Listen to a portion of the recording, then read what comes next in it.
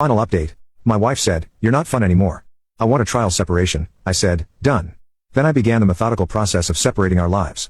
Weeks later, her new life crashed down in panic. Part 2. Crucial piece of information, and since we're discussing logistics, I continued looking directly at Kelly. "I need to formally notify you of something. I informed my employer of our separation. As a result, your eligibility for my health, dental, and vision insurance will terminate at the end of this month. That's 10 days from now. You'll receive a Cobra packet in the mail that explains how you can continue the coverage at your own expense." The color drained from Kelly's face. Joyce just looked confused. "What does that mean?" Joyce asked.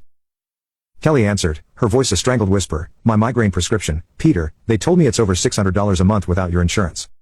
"That's correct," I confirmed. "So you'll need to budget for that. The Cobra premium for the full plan will likely be around $900 a month." Joyce gasped. "That's monstrous. You can't do that to her. She has a medical condition." "She's a 38-year-old adult who has chosen to separate from the husband who provided her insurance," I stated, refusing to be drawn into hysterics. "This is a natural consequence. She wanted to find her own way. This is wayfinding 101. This isn't you, Peter. You're being cruel," Kelly cried, tears of rage and panic welling in her eyes. "I'm going to call a lawyer. You'll be hearing from them." "I would expect nothing less," I said. "I've already retained counsel myself. Her name is Victoria." The fact that I already had a lawyer, that I was 2 steps ahead of her, seemed to stun her more than anything else. She stared at me, her mind clearly reeling, trying to reconcile the predictable rock she'd left with the cold, calculating stranger standing before her. She grabbed her mother's arm and stormed out. The war has begun. Update 2. The initial skirmishes have given way to the slow, grinding machinery of the legal process. As promised, I heard from Kelly's lawyer about 2 weeks after our confrontation.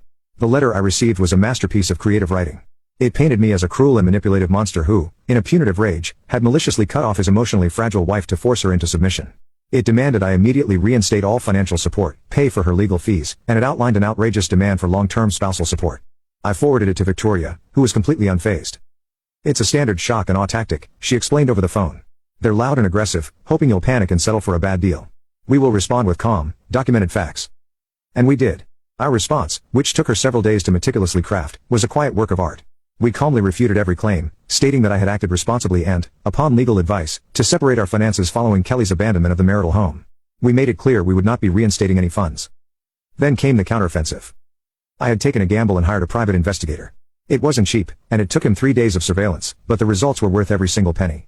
He provided a detailed report, complete with time-stamped photos of Kelly and Zachary entering and leaving his apartment over several nights, and a clear shot of them having a romantic breakfast on his balcony. We attached the Pies report to our response. We also attached the text message from Zachary. We formally stated that Kelly had entered into an adulterous relationship, which was the true cause of the separation. But Victoria didn't stop there. She added a devastatingly effective legal motion. We